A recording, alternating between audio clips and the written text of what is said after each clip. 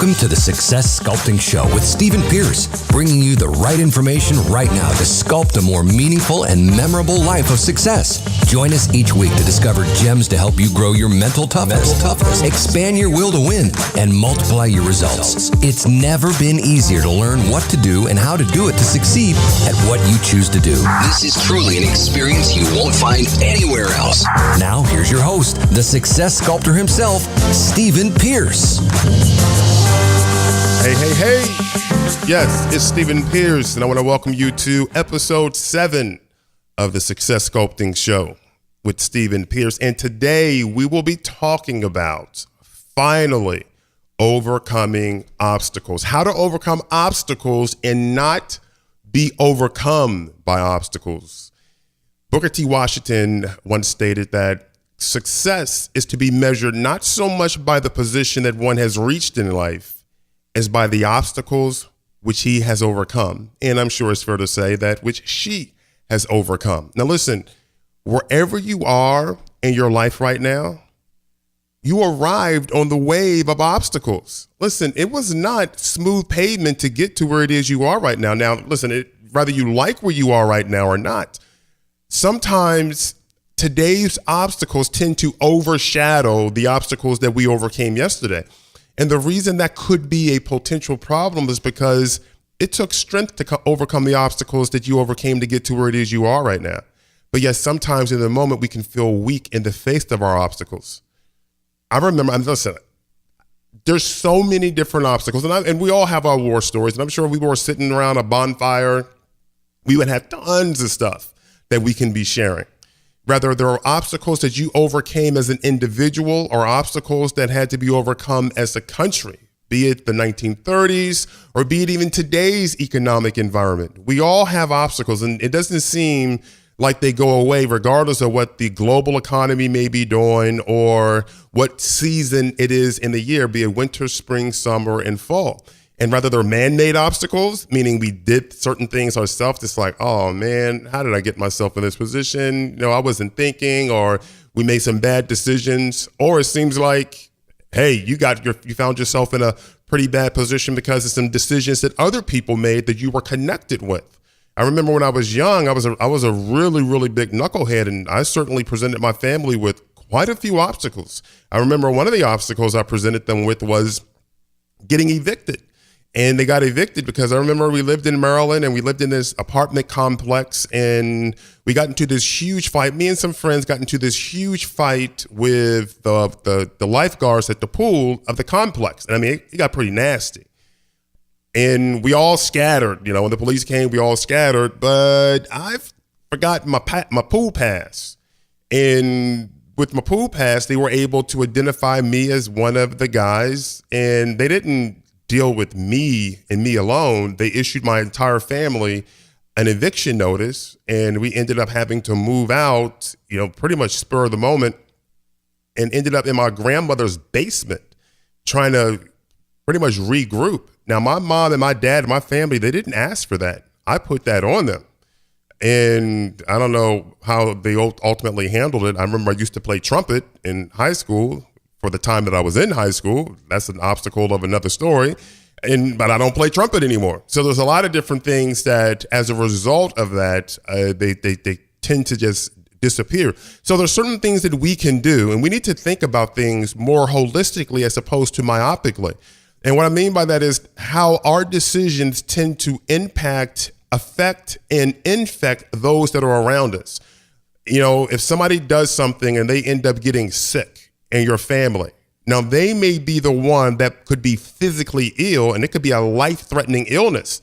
But wouldn't it be fair to say that that can present great challenges and obstacles for the entire family unit? Of course. Certain things that happen within a company or within a government or within a church, right? One person can be the spark that basically just shoots flames all over the place, and there's other people that ultimately can get burnt by that. So I want you to think in terms of all these different obstacles that you overcame to get here. And it's not to think about, man, life really beat me up. No, it's not really about that, because we're all going to have our scars. But I want you to just think about, you made it. You're here. You may have a limp. You may be a little tired. You may have some scars. And I remember the old saying, listen, never follow an unscarred general, right? So you kind of earn some stripes to be wherever it is you are right now. But what we don't want to do is we don't want to discount our strength. And I think sometimes we tend to do that. We will reflect on an obstacle, but we reflect on it in such a way where it doesn't serve us. It was like, oh man, I went through this, that, and the other. It's like, why me, and something else. But we tend to forget that we mounted up the strength to make it through that. And we are where we are today. Now, that doesn't mean we love where we are today. I think you'd be hard pressed to find anybody that really loves where they are today. Now, there may be people, and maybe even yourself, where you're pretty happy with certain areas of your life and pretty challenging others. But here's the one thing. Obstacles don't ever seem to dissipate like the morning fog. They just seem to forever be present. But I want you to think about the making of an obstacle, not just the appearance of an obstacle, like, whoa, where did that thing come from? You know, like you ever seen any of those UFO videos? It's like these flying orbs. There's nothing, and then there's something. It just appears, and then it disappears. Right? Well, sometimes, yeah, it can seem like an obstacle, just, whoa, it just appears. But then sometimes, do we really manufacture obstacles? Let me ask you this question. Do you like watching movies? Yeah, I know I like watching movies. I have my favorite kind, but do you like watching movies? You go to a movie, maybe you watch movies at home or go to the theater, go by yourself, go with family, friends, and groups. But let me ask you, what was your experience like in the last movie that you saw, be it at a theater or at home? You know, did you enjoy the film, right? Was it funny? Did you cry? Did you get maybe scared or something like that? You know, as you were watching the screen, seeing what was on that screen and then responding to it. Here's the thing. What appears to be out there on the screen is actually in there, in the booth, up in there, in the booth, being projected out from within the projector onto that screen. And that's what you're seeing. What you were seeing externally on that screen is coming from the internal processes of the projector. So what's my point? Well, I tend to believe that for the most part, what we see on the outside of us is a projection of what's happening on the inside of us. And I believe that's why people can see the same event, but they experience it differently, because we tend to always color everything based on our different beliefs and our different biases. If you always believe that everybody's out to get you or life is out to get you, well, when something bad happens, you're going to have a totally different perspective of it or reading of it or response to it as opposed to somebody else. So I believe a part of the raw material of the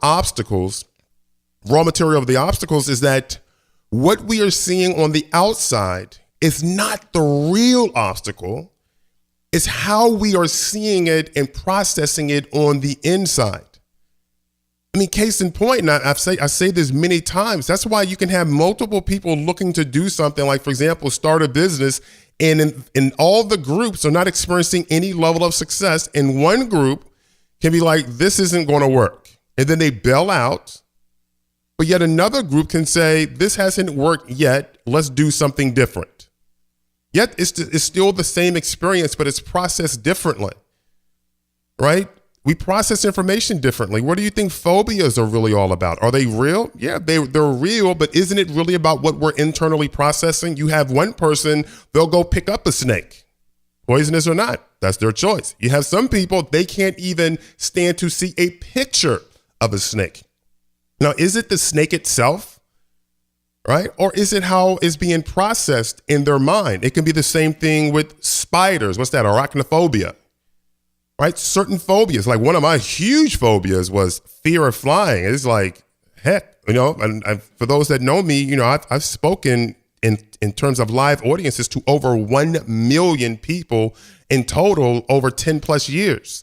And I remember the first time I wanted to go and speak in public, it was a nightmare experience for me because of how I was processing everything internally. I mean, listen, I'm a couple of weeks before even having to get on the flight, which was another obstacle, another problem I had to deal with. But yet I was already processing the terror inside of me. I haven't even gotten in front of a crowd. I haven't even gotten on the plane. But I might as well have been, because I was exhausted and had beat the crap out of myself, but yet the event hadn't even happened yet. And when I showed up after the horrifying flight, interesting enough, do you think anybody else on that plane was horrified? May have probably had a few people, but I can assure you everybody else was pretty much fine. So was it the flight itself, or was it how I was processing the flight? It was how I was processing the flight. And then when I showed up, guess what? It wasn't a zombie chomp down. The group of people there at the event did not decide to eat me, right? So what was I afraid of? It's all these different things that were going on in my mind that took an event and manufactured an obstacle out of it. Now, don't get me wrong. Listen, I'm not saying that there's not things in our life that are challenging. They are. But my question is how many times do we stack a mountain on top of the molehill? I mean, going along the sayings of don't make a mountain out of a molehill, right?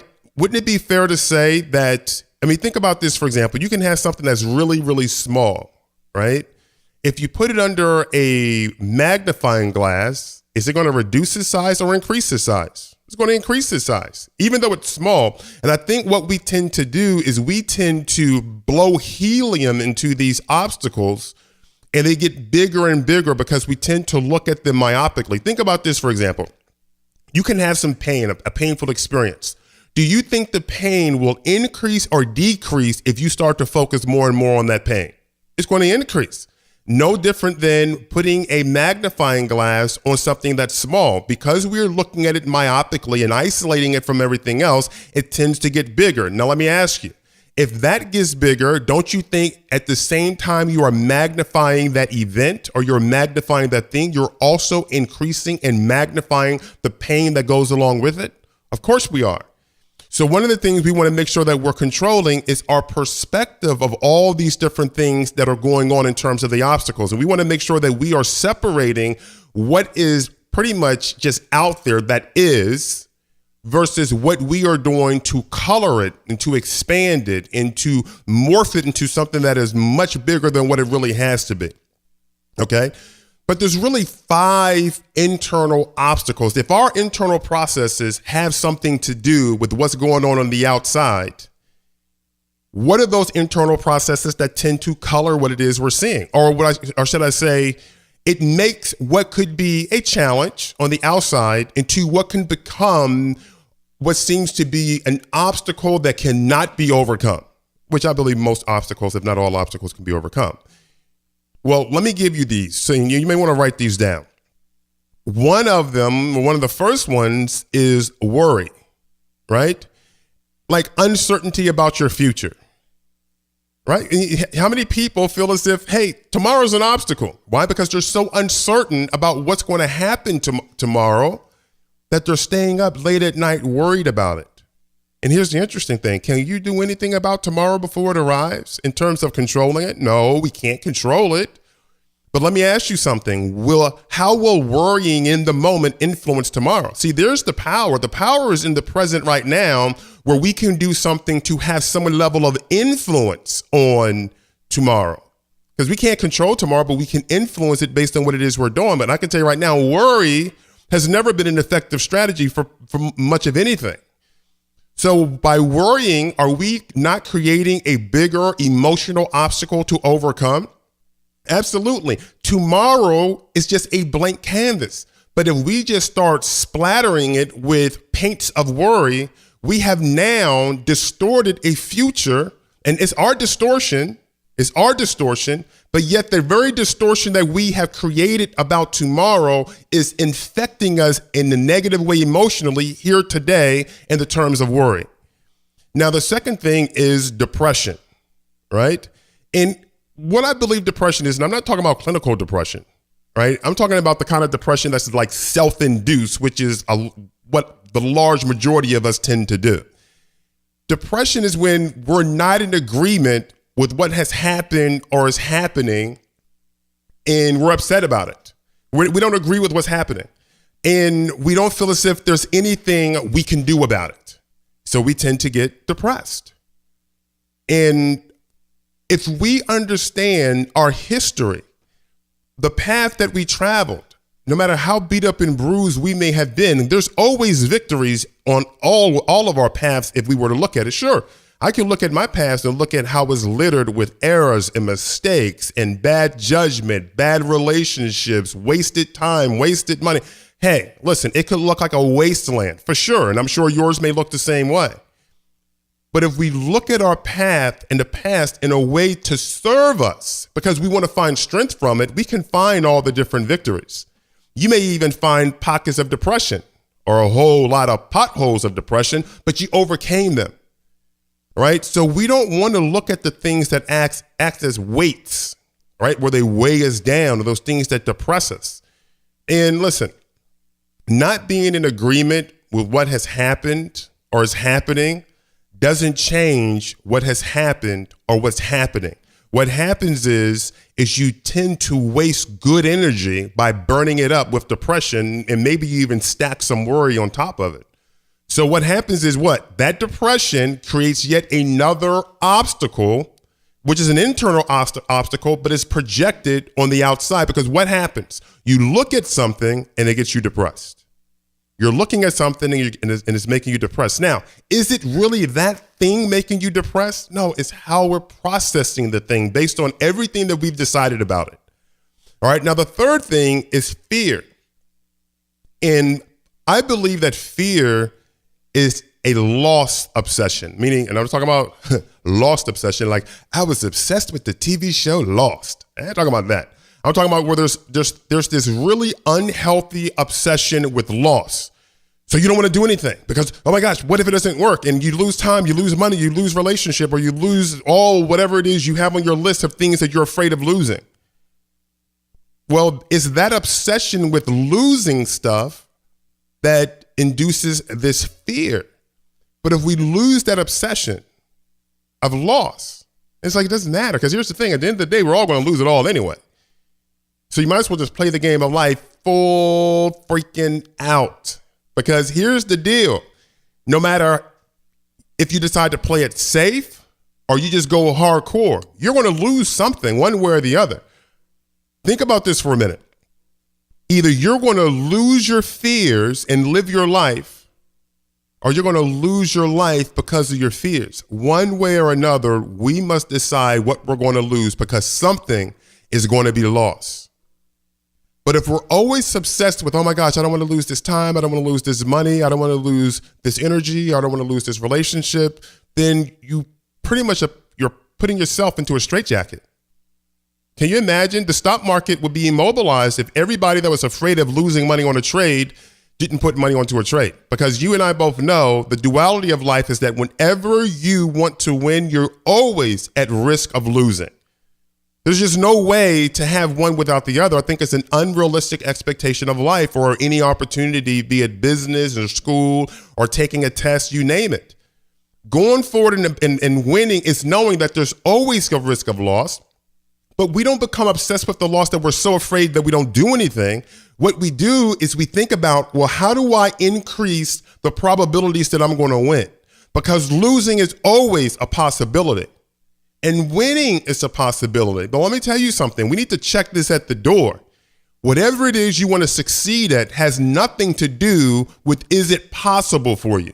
The question is, and this is always the question, what are the probabilities of you winning? Let me ask you a question, for example, and I think this can probably serve the point. If you and I were in the same room, or if there was a bunch of us in the same room, and I had, say, a remote in my hand, could you come take the remote out of my hand? Well, of course you could, right?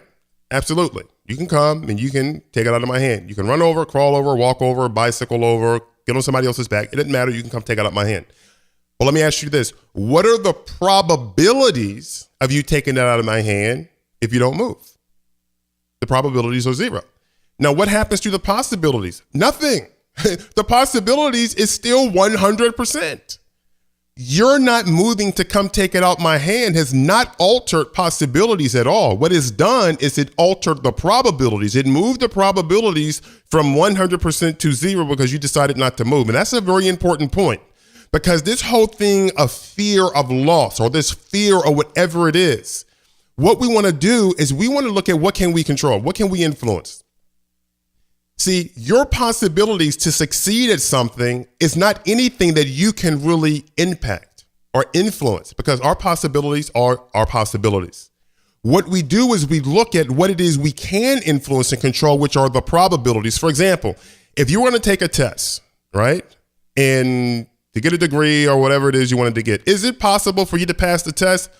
Of course. And I'm sure you probably passed many a test before, right? Which, by the way, you probably failed many tests before, right? And you didn't die and go to hell, did you? See, if failing in certain things don't work doesn't mean it's the end of the world. It's not an apocalypse because something didn't work out. Now, I'm sure this world's going to come to the point where the ultimate apocalypse is going to hit. But listen, you going for certain things and it not working out is not the end of the world, okay? But if we magnify it in such a way, then, of course, to us, it can feel like that. But here's the thing, the question about the test. You took the test, you passed the test. Was it always possible for you to pass the test? Absolutely. But let me ask you, if you knew you had a test coming up and you never studied for the test, what would be the probabilities of you passing the test? Now, we know it's possible if you do the proper studying and you get the answers, but the probabilities are reduced based on what it is you have decided to do or not. So what we want to understand is while we can never eliminate risk in its entirety, we can reduce the risk by understanding how do we increase our probabilities of winning. And by doing that, we can tend to subside a lot of the fears that we may be experiencing. Now, I'm not saying that all fears are going to disappear. I think sometimes if we use them the right way, they can empower us instead of disempower us. All right, now the fourth thing, I already gave you the first three, which is worry, depression, and fear. These are those internal obstacles that tend to magnify any type of external challenges, and something that we see on the outside, it can all of a sudden seem like, man, how am I going to deal with that? It's like David looking at Goliath. You know, David had a different comparison. He didn't look at Goliath and be like, wow, that's one big dude. No, he said, man, you nothing compared to how big my God is. Well, he used a comparison that served him. All the soldiers, Saul and everybody else, were looking at comparisons that didn't serve them. They were like, dude, you see how big he is? He's massive, right? He's a Nephilim. This dude, and they went hiding. Was it possible for anybody else to take out Goliath? Yeah, but what were the probabilities based on their perspective? Well, they've reduced the probabilities to zero. And I think sometimes that's what it is we tend to do, is we tend to look at the obstacles, we magnify them and make them so big that they seem to be insurmountable. And it's just like, oh my gosh, how am I going to handle this? I can't handle this. And then all of a sudden we spin out of control and we're disoriented. And it's not because we're not able to deal with what's on the outside or whatever the challenge or obstacle is. It's how we are internally processing all of that. All right. Now, the fourth thing is intimidation. And that kind of goes to the point that I just made about David facing Goliath versus, Saul and all the soldiers, the trained soldiers facing Goliath. Intimidation is really seeing yourself as small and incapable by comparison to whatever it is. If you're allowing a situation or a person or a thing or a place or something like that to intimidate you, which, by the way, is not it intimidating you, it's how you're processing it. The reason that's happening is because you're seeing yourself as so small by comparison. You're seeing yourself as incapable, as inadequate to be able to handle something, right? It's like a lot of guys that went and fought Mike Tyson. They were beat before the bell. They were beat before the introductions. They were beat before they worked up a sweat in their room before they walked to the ring. And the reason why is because in their mind, they didn't have like the David mindset where David said, I see your head coming off, right? David was like, hey, I remember killing the bear with my bare hands. I remember killing the lion with my bare hands, and I see your head coming off, right? So he built up his confidence. He encouraged himself. I really believe a lot of those guys in the ring before they went out to face Mike Tyson, they saw their heads coming off. They didn't see them taking Mike Tyson's head off. They remember Mike Tyson knocking this guy out in 45 seconds, knocking that guy out in the first round, and then they just put their head on the stake and said, I'm next, and looked over at the manager and said, how much is that check going to be for it? And that was it. They were beat before they went out of there. They weren't intimidated. They were intimidated by the situation. And intimidation is not something that happens to us. It's something that happens because of us. So we want to make sure that we don't allow ourselves. And let me tell you something. Intimidation can be considered even bigger than worry and depression and fear. But I think a lot of times we don't identify as intimidation as that point man of obstacles, because we are more easily to relate and see a person is worried or a person is depressed. But let me ask you something. If you didn't feel intimidated by a situation, you felt as if you can handle this, would you be worried about anything? Not necessarily. Would you be depressed about it? Not necessarily. Would you be afraid of anything? Not necessarily. So I really believe, and again, this is my belief, and you can beg to differ. I really believe that intimidation is a seed or a thread that is woven within worry, within depression, and within fear, and within the fifth one, which is doubt. Doubt. Believing in your limitations as opposed to believing in what you can really do. Right? Because doubt is a form of belief. Hey, we all believe something, right? You either believe you can or you believe you can't. To me, doubt is a perversion of faith. We pervert our faith by believing what it is we can't do as opposed to believing what it is we can do. And the interesting thing is that it's like, first of all, who controls your beliefs? You do. And as amazing as it may be, a person says they want to accomplish something, they want to be something, do something, have something, or you name it. This is their desire. And then in a Jekyll or Hyde moment, they don't believe they can. But yet they're controlling both. They're controlling the desire and the belief. And they're desiring something and then believing that they can't have it. Now, you can sit here all day long and be like, well, there's reasons why. Listen, whatever the reason may be, the impact is all interpretation. You can be like, well, they don't believe they can do it because they don't have money. Do you know that most companies that get started don't have money? That's why they go get angel capital, they get investors, they get bank loans, they get family money, they use their credit cards, etc. They don't use that as an excuse. They use that for a reason to really get their sales pitch together and their business plan together and go sell everybody else on this vision that they have. So there's not an excuse. Don't find reasons to feed your doubt. Find reasons to feed your faith and the belief that you can, as opposed to the doubt, which is the belief that you can't. Because you're controlling it. We control that. So think about how perverted it is for us as people to want to accomplish something, which is our choice of desire. But in this very morbid and perverted way, we all simultaneously will have a desire we selected, but then decide to select to doubt, which is believe that we can't have what we just decided we wanted. Now that can send you into depression, all right? So right there we have, and we can go a lot deeper into all those, but right there we have what I consider to be the 5 primary internal obstacles that to me are bigger than most external obstacles. Because no matter how big or small something may be on the outside, I think we tend to magnify it through worry, depression, fear, intimidation, and doubt. Now, interesting enough, those are the primary internal obstacles, but I really believe also that obstacles happen in 3 different locations, all right? And you may want to write these down as well. Oh, by the way, you can go over to the show blog at successsculptingshow.com to get the show notes for today, all right? So what do I mean by the 3 locations of obstacles? Well, they actually happen in 3 different places that we are looking. For example, obstacles happen where you've been, which is your past. Obstacles happen with who you've become, which is your present. And obstacles also happen with whom you're becoming, which is your future. Now, if you think about your life timeline, think about every obstacle that you have associated with or you thought up, and you're going to find out that it's an obstacle that has to do with your past. Oh, you don't believe you can because, and you're referencing something to your past. Or you don't believe you can because, and you're referencing something related to a future that hasn't arrived yet. Or you don't believe you can because, and you're relating that to something that seems to be in your present environment or circumstances. So it's all in those different locations. But what I want to encourage you to do is dislocate it. Dislocate it, remove it from every location. Because as far as I'm concerned, they're all imaginary anyway. They're real in your mind because you made them, but they're all imaginary. Because the question now is, What if that named obstacle, whatever you want to call it, didn't exist in your past? What if it was an illusion? What if that was just an illusion?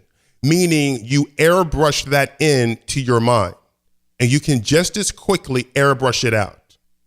What if you can do that? What if that was the case? What if that was a total illusion of an obstacle in your past? What if that is a total illusion of an obstacle in your future? What if that is a total illusion of an obstacle in your present? You have just airbrushed this into your life. And right now, just as you have airbrushed it in, you can airbrush it out where it no longer exists. What would be the case then? What would be the case then? Point is, if we're able to control all these different images, if we're able to control all these different things that are in our mind, why not decide to control them in such a way where they serve us as opposed to sabotage us? I mean, can you imagine your son or your daughter, they're sitting down and they're drawing a picture, and then they come running in and they're scared. They're scared, and they show you the picture, and their heart is racing, they're out of breath, and they're all in tears. I mean, they're crying. They got snot bubbles coming out of their nose because of this picture that they drew. They drew it. Now, wouldn't that be pretty ridiculous? You probably look over at your spouse saying, I think it's time to go get the baby checked out, right? Something's not right. Now, as outrageous as that may be, isn't that exactly what we do as adults? We paint these horror pictures on our mind, and then we run scared from the very picture that we painted on our mind about our past, our present, or our future. That's what we do. We sketch in these horrific pictures of our future, these horrible paintings of remembrance of our past, and all of these horrific things of our present, and then we run scared from them. But yet they're manufactured by us.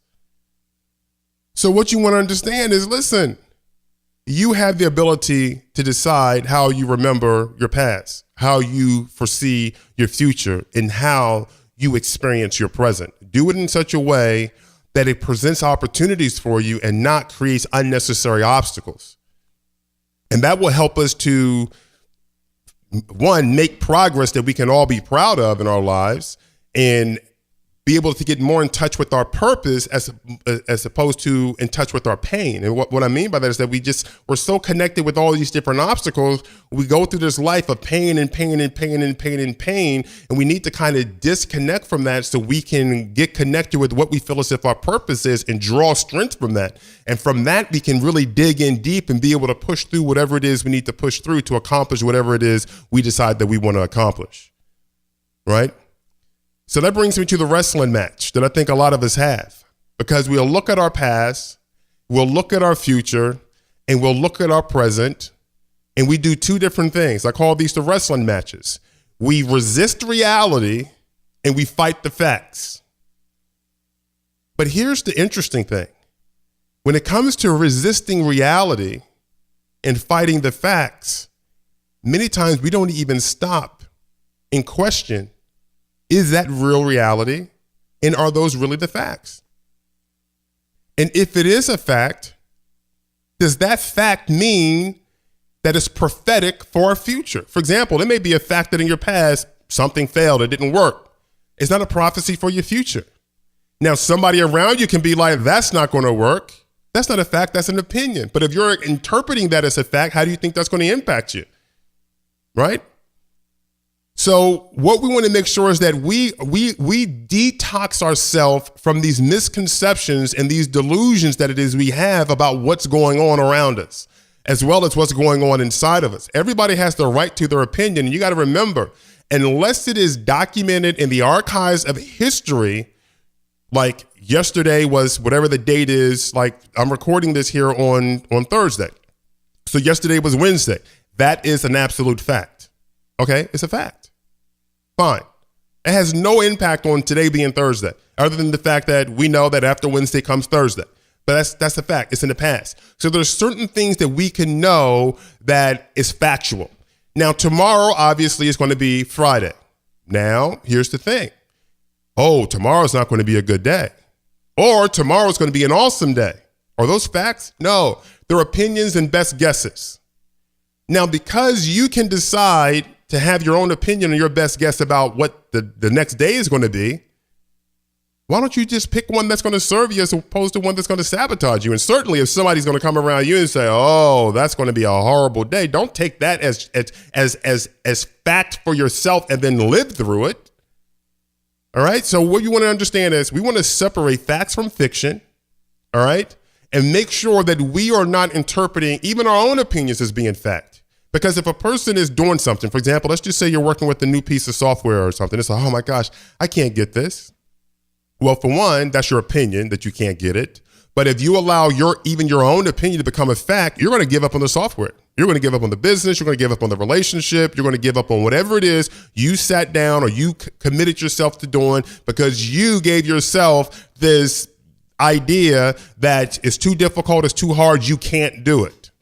Although that is still your opinion, if you accept your own opinion as fact and you live through it, then it is what it is.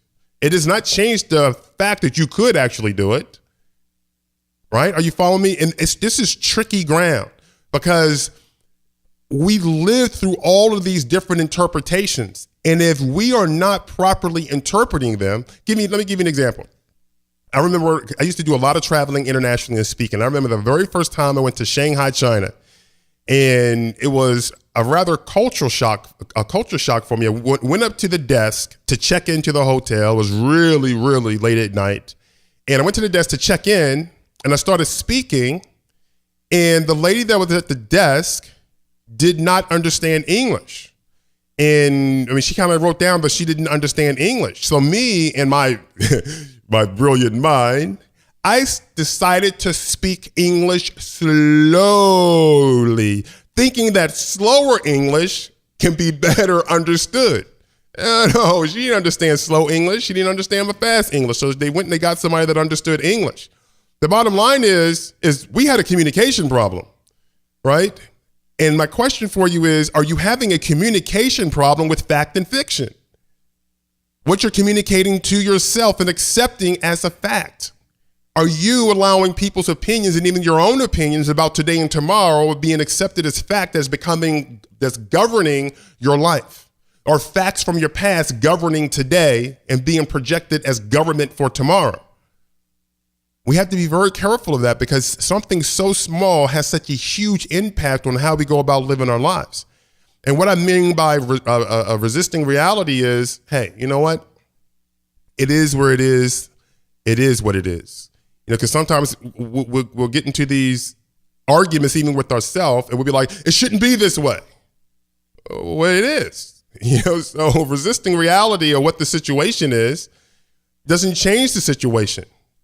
You know, ignoring the facts doesn't change the facts. I mean, it is what it is. So we don't want to waste that energy resisting reality when what we want to do is we want to basically be recalibrating our thinking, re-engineering ourselves so that we can have a better day, a better future, a better life, as opposed to resisting where it is we are. Because by the time you've exhausted yourself crying and complaining about how it should not be this way, it still is that way when you're finished. So that's wasted energy. It's time and energy you'll never get back. So we want to make sure that we don't get into these unnecessary wrestling matches by resisting reality and fighting the different facts. And we also want to make sure that we're very clear on what's fact and what's fiction, because those things tend to govern our lives. All right. And now what do we do when we're going to be moving forward? If you think about what I was saying in terms of the 3 location of obstacles, like, you know, your past, you know, like where you've been, you know, who you've become today, being your present, and whom you're becoming tomorrow, like into your future. Well, we have these remote controls, and they're remote controls that you are able to control, and it has a direct and immediate influence on every experience that it is we have. And those 3 remote controls are 1, how you go about replaying your past, 2, how you go about pre-playing your future, and 3, how you go about playing your present.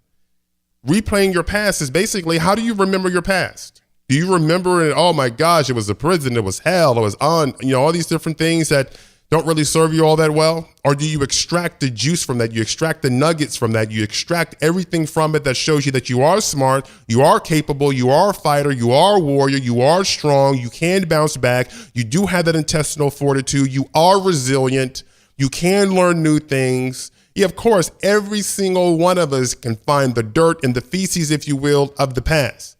But that's not what it's about. It's about going back there, if we're going to visit there, and extracting the stuff there that gives us evidence that we're strong. Not evidence that we're weak, not evidence that we can't, because for many things that you can probably reference in your past that you gave up on, that you quit, you wouldn't be here right now if you didn't follow through and keep your commitments and complete a lot of things. So make sure that if you're going to replay your past, you replay your past and you document it in such a way that it's going to serve you. It's like, hey, you know, that's fine. You know, when it comes to your past, this happened and that happened, but I bounced back. This happened and that happened, but I recovered. This happened and that happened, but I learned so much from it.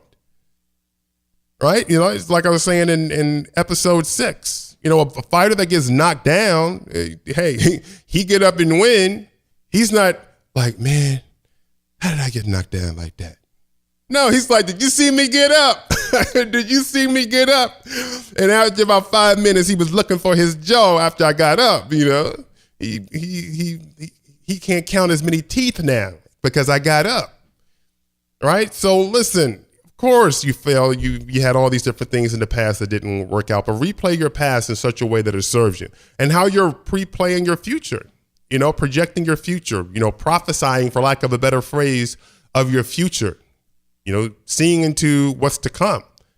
You know, there isn't some type of, you know, machine that you're looking into that's telling you definitively your future is pretty bleak and pretty bad. Yeah, I'm sure that's not necessarily the case when it comes down to the U.S. economy and the world economy and all this other kind of crazy stuff that we have going on. But when it comes down to your life, you still have an opportunity to write the story, to write the chapters. Don't let somebody else write your chapters for you. You decide what it's going to be. And since the future, for the most part, is a blank canvas, decide to paint the pictures that excite you, that motivate you, that inspire you, that want you to stay up late working on some certain things and being productive, that want to help you get up early to work on some things to be productive because you have that beacon of hope that's set there in the future. You don't want to be looking at your future talking about, nope, don't see the light at the end of the tunnel. Well, that's not going to be too exciting today now, is it? No, it's going to be like, well, what do you need to get up and do anything for? Why even move? Why be inspired? Because as far as you're concerned, you're looking into the future and you don't see the light at the end of the tunnel. You know, I mean, it's better to see the light and it doesn't get any bigger than to see no light at all. But guess what? You're able to control your vision. See the light. All right, see the light. And then how we're playing our present. And that basically means how we're interpreting events in real time. You know, how we're in interacting with our environments and with people. You know, do you feel as if everybody around you is out to get you? They're out to hurt you? And I'm not saying that there's people around you that, you know, they won't cut you if you're not looking, or maybe that they've already cut you. Listen, I know about that. But that doesn't mean that you live your life, you know, always playing defense and always, you know, playing it safe. Just because that's not going to help you get to where it is you want to go. But sometimes we can process our current environment in such a way that it imprisons us. We don't do anything because we're caught between the pincers of the past and of the future. And by that, I mean, we're caught between the past that we think was really, really bad and the future, which is not going to be any better. And then those walls come closing in on our present and we'll become immobilized because it's like, well, what the heck? Why should I do anything? The past was horrible and the future is no better. So let me just screw around right now and screw up right now and just become a whatever in the moment. That's why we want to not just control now in terms of how we're seeing it. Now, let's get really clear about what I mean by control. I'm talking about how we control our replaying of the past. We cannot control the past. It's done. And that's it. Okay. It is over. Right? Yesterday's a canceled check. Tomorrow's a promissory note. Today is cash on hand. What happened yesterday? That's it. What we can control is how we remember it. Remember it in such a way that serves you. Okay? The future has yet to come. But how we can control it It's how we see it coming, how we see the future coming our way. And in the present, how we're interpreting everything that's going on. So how do we counter all these different things? How do we counter the worry? How do we deal with the depression? How do we, deal with the fears and the intimidation and the doubt? What are some different strategies? Let me give you two primary things, okay? And at least let you know what two of the problems are and two solutions that I think, for the most part, they're kind of like global solutions because of how they impact everything. And then, of course, we can go into, some of the individual things, but I really believe that these, from a more holistic point of view, impact all five of those. The first thing is, in terms of the problem that helps to breed worry, depression, fear, intimidation, and doubt, are circumstances. Circumstances are a breeding ground for worry and depression and fear, intimidation, and doubt. Now, what I mean is that how we look at our circumstances, a person can look at their circumstances and feel a certain way. It's like, oh my gosh, can you believe this? They can look at their bank account. They can look at the state of their kids. They can look at the state of the economy. They can look at the state of their business. They can look at the state of their health. And those circumstances become a breeding ground for that worry and that depression. And for all those negative things that tend to expand and become bigger and bigger obstacles internally that make even small obstacles on the outside seem much bigger than what they really are. So what's the solution? Well, the solution is to take your eyes off the circumstances and put them on what it is you're looking to create. You want to make sure that you're always putting your resources in terms of your time, your energy, et cetera, in areas that you're going to be able to draw strength from, not the things that are going to be draining strength from you. And let me tell you something, if there are some energy drainers, and if there are some life suckers out there, let me tell you something, worry will suck the life out of you, depression will suck the life out of you, fear will suck the life out of you, and so will intimidation and doubt. And here's the thing, the energy in life that's being sucked out of you is all good and good energy. It's just being sucked out by those negative forces, right? It's not like, oh, the bad life is being sucked out of me no, it's all good stuff, but it's is being wasted. So you may not be able to control circumstances per se. For example, you may be hit with a health problem. I know what that's like. And I know how it can all of a sudden, your mind, that monkey mind can kick in. And it's just like, your mind is all over the place. I mean, just racing all over the place. What did I do? What's going on? Am I going to die? Am I going to live? What's going to happen? And all these things, and worry can kick in. And then all of a sudden you can go to this place of depression. And then you can go to this place of great fear and all these different things and doubts. All this stuff can come in if you're hit with a big health problem. And I understand that, or any kind of problem. But what we have to understand is that whatever that news is or whatever that situation is, that is what it is. Do not allow it to overtake you. You do not want it to storm in like some type of foreign invader and totally hold you mentally and emotionally hostage, because then you're not going to be able to do anything better for yourself or even better for the people that are around you. Right? Now, I understand the initial shock of getting certain news, but what we need to do is we need to be conscious of that shock. And then as quickly as possible, regain ourselves. There's nothing wrong with losing your composure for a moment. Just don't lose your composure and never get it back. All right? And we want to make sure that we take our eyes and put them onto the what it is we ultimately want to create. Okay? Now, the other problem that is, I guess you can say, a fuel for those negative primary internal obstacles is hopelessness. As far as I'm concerned, hopelessness is the primary fuel for worry, for depression, for fear, for intimidation, and for doubt. Hopelessness. So as far as I'm concerned, what I believe is that the solution to that is to guard your mind with hope. I mean, it would seem like it. Well, the opposite of hopelessness is hope, right? So I guess that makes sense. But you want to guard your mind with hope so your faith has soil to be grounded and rooted in, right? Even the Bible says that faith is the evidence of things hoped for. We don't have hope because we have faith. No, we have faith because we have something we're hoping for that we believe in. Where's your beacon of hope? What is it you're building for? What is it you're living for? What is that thing that is bigger than you, greater than you, that thing that is so much bigger than your circumstances? right? If you go back to David and Goliath real quickly, remember, David saw how big Goliath was, but there was a bigger prize that he was thinking about. All the other soldiers felt hopeless. They looked at their circumstances. Think about this for a minute. They look at the circumstances, their size versus Goliath. Yeah, that sent in a whole lot of intimidation, and they became very, very doubtful that they can take this big guy out, right? And they became very hopeless. It's like, what do we do? They became very worried about what the state of their people was going to be, and they became depressed, and they were very afraid, and that's why they were hiding. But David didn't buy into that. Right? He came over there, and what's one of the questions he asked? He said, hey, what goes to the guy that takes out this, Philistine right here? They said, well, you get a whole bunch of money, you never have to pay taxes, and you get to marry the king's daughter. So by comparison, in David's mind, he had a whole lot of hope for the future. He's like, all I got to do is take him out, and I get all of that. So he had something bigger than what was big before him. So here's the thing. If you're faced with something, you can easily fall into hopelessness if what it is you're going for is smaller than what it seems like the obstacles are by comparison that are in front of you.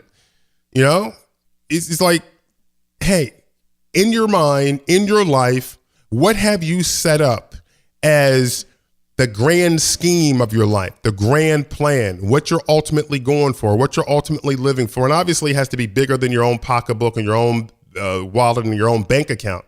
But that thing that will drive you, that will have you to put things on the line that you otherwise wouldn't put on the line, that will have you to rise above hopelessness, that gives you reason to have hope so that hopelessness can't even find a way into your life.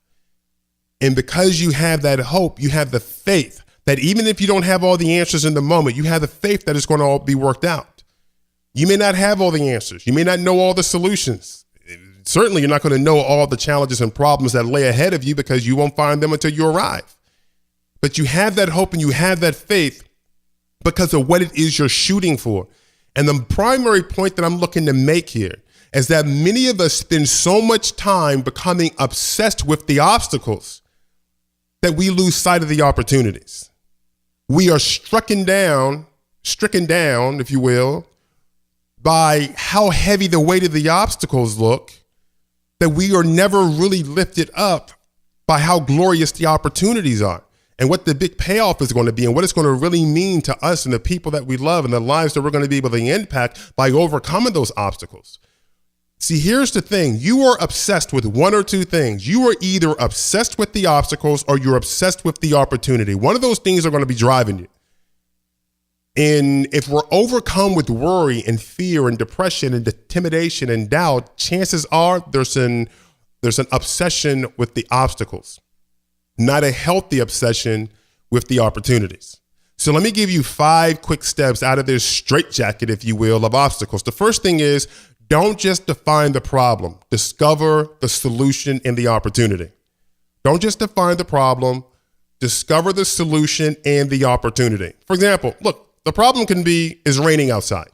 Ooh, that's a problem. But the solution is sell some umbrellas. Sell some umbrellas, make some money. At the same time, helping people not get wet, especially those that it rains, they get in the rain, they start hunkering over and running as if they're going to melt. It's rain, You do shower.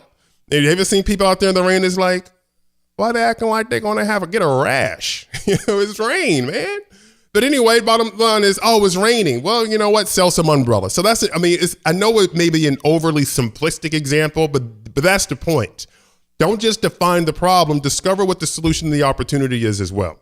All right. Second thing, be accountable for your life. Taking responsibility for where you are allows you to take your power back. And what I mean is that if you're not taking responsibility for your life, whoever you're blaming, you've also given them the power of your life. And if it's their fault, you feel, and I'm not saying that there's not people that are responsible for doing certain things. Hey, I get that. But if everything is on pause because they did it, and you're not doing anything in terms of being accountable for your life, being accountable and responsible for whatever role you played and whatever decisions you made and getting your life back on track, then whatever level of derailment you may feel as if you've experienced, if everything is all about what they have done, then your life can't be repaired until they come and fix you and patch you up. And that is an absolute outrageous amount of power to give to somebody else, because your life becomes totally immobilized because we're waiting for them. No way, man. And it doesn't matter what people have done to you. They could be flat out wrong. Find out where you were responsible. Hey, it could be like, I shouldn't have went out with that person. I shouldn't have partnered with that person. If that's the extent of your responsibility, own that. Listen, you cannot take responsibility for somebody stealing your money, embezzling your money, but you can take responsibility for having poor judgment and partnering up with the embezzler. If that's what you got to take responsibility for, become wiser from it. I'm going to have better judgment with relationships, but do not allow that to hit the stop button on play in your life. Don't want that to happen. We have to keep moving forward. All right. Third, don't turn a cut into an amputation. All right. Now, what does that mean? Don't turn a cut into an amputation. What are we talking about? Well, listen, you're going to get hurt. You're going to bleed in life. You're going to stitch yourself up, or somebody's going to stitch you up, and you're going to get healed. But you don't want to allow a cut to go untreated, or you just tend to pick at the cut and then it gets infected. And then all of a sudden it calls for this huge amputation. For example, what people say about you or what people say to you. They have the right to have their opinion. They have the right to say what they want to say, but you also equally have the right to not allow what they say to matter to you. See, somebody can say something to you and it can hurt. It's like, oh my gosh, I can't believe they said that, you know? But then if you take it to heart, if you allow their words to basically become government over your life, then all of a sudden it causes much more damage than it needed to cause, right? So we want to be careful about who we are elevating. I think some people go through life and they put so many people on such pedestals, or they're trying to please so many different people, or they're looking for so much acceptance from people that they practice idolatry without even knowing it, meaning they idolize these people so much that they let their words mean more than their own. For example, you believe you can do something, right? But then somebody else says, I don't think you can do that. So you believe you can't do it now all of a sudden. So it's like, why all of a sudden have they been put up on a pedestal where what they believe for you is more important than what you believe for yourself, where what they say about you is more important than what you believe about yourself. Look, I used to be around people that tried to get me to believe all day long I was bipolar, and they wanted me to believe I was bipolar because, look, I would get upset. I would get really upset. And maybe you would get upset too when you had money disappearing, nobody's producing the P&Ls, and then they wanted to look at you like you crazy when you have several $100,000s a month in expenses and payroll and stuff going out. Nobody's getting projects done. Yeah, you're a little pissed off. But nobody wants to talk about stuff not getting done, money showing up missing, books not being accounted for. They want to just talk about, well, why are you so upset? You bipolar. You need to take some medicine. Let me say something. I fought that battle, and I'm going to tell you, for a moment, for one small window of time, I was like, maybe I am bipolar. But then I snapped out of it. So you have to be careful, because people will use words to try to control you. They will use guilt to try to control you. There's all these different things that they will do to try to persuade you about different things about yourself and different things about your life and different things about your future. So be very careful. That's why, hey, give people the space to have their own opinion. But if you do not have a strong opinion about yourself, and I'm not talking about not being teachable and not being corrected. I think we can all know when a person is trying to attack us in such a way where they're looking to break us down and not build us up. But if you don't have an opinion in terms of knowing who you are, especially if you're a Christian, knowing who you are in Christ, if you don't know that, then it makes it very easy, because you become a blank canvas. It becomes very easy for people to come in and they say, hey, I'm going to tell you who you are. And then you accept that. So you accept that you're dumb, or that you're stupid, that you're lazy, or that you're incapable, or that you're incompetent, or that you're bipolar, and that you're all these other things. Now, don't get me wrong. There are people out there that really have, chemical imbalances. But that's far from somebody trying to hypnotize you with their words to being in the place where they can more conveniently control you. So this is very important. Okay, very important. When I say don't let a cut turn into an amputation, you do not want to allow the people around you, kind of like riding a horse where you're able to just, you pull on their strap, you can control the entire direction of the horse with their mouth. Some people try to do the exact same thing with you. They try to control the direction of your life with their mouth. And the only way they can do that is if you give them the power to do that. All right. So they can say what they want to say, but you do not have to let it govern your life and matter to you. All right. The fourth thing is help yourself by doing 3 specific things. And they're very simple. Help yourself through accepting what is. Okay, just accept it. Wherever you are in life, just accept it. Don't blame anything. Don't blame anybody. Just accept it. Doesn't mean other people weren't involved. Doesn't mean other people didn't do anything, but just accepting the role that you played. All right, the other thing is forgiving instead of being resentful. Being resentful is not going to help you, and it's certainly not going to hurt them. It's going to hurt you, and it's going to prevent you from moving forward. And the third thing you want to do is you just want to surrender and stop resisting. Stop resisting your past. Stop resisting your future. Stop resisting the future. Surrender. And by accepting things and forgiving and surrendering, we remove unnecessary friction. Benjamin Franklin once said that how few there are who have courage enough to own their faults or resolution enough to mend them. I want you to be a part of the few who can have the courage to own where you've come up short and not so easily be, they did it. It's not that they didn't, but it's understanding the role that you played. Listen, a lot of people in this world, they've suffered not because of what they've done directly, it's because of what somebody else done, but because of their indirect decisions to maybe be involved or to be in that environment, it happened. Certain things just happened.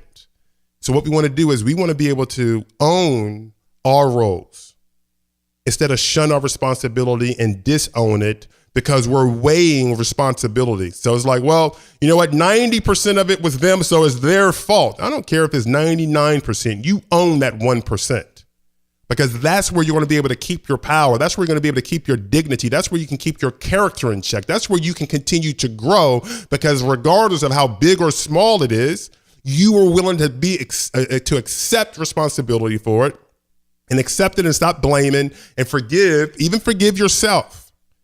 Because I think a lot of times people will forgive other people, but they won't forgive themselves for whatever's happened. Be it a mom and a dad and how they treated a child, or a child and how they treated a mom or a parent, or whatever the situation may be. Forgive yourself and then surrender and stop resisting. And then amazing things can start to happen because it kind of clears you up. Because I really believe all the blaming and being resentful and all the resisting and stuff, it kind of clogs your creative arteries. It clogs everything that's good. And consider doing that being a emotional type of enema, if you will. You're detoxing all those negative things, and it puts you really in a much better headspace as well as a much better spiritual space as well. All right. And the fifth thing, move beyond your feelings of distress and discomfort and defensiveness. Right. And the reason why is because, like, being defensive, you're creating a wall that you have to figure out a way to get through or around or over. I mean, if you were like playing basketball, you're not going to block your own shot, right? You're going to shoot and just block your shot. If you're playing football and you're running with the football, you're not going to tackle yourself, right? If you're playing baseball, you're not going to get the ball and tag yourself.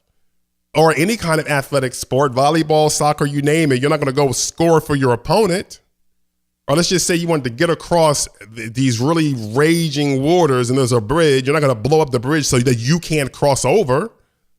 Right? Now, all of that sounds absolutely ridiculous when it's within that context, but I want you to think about it in this context.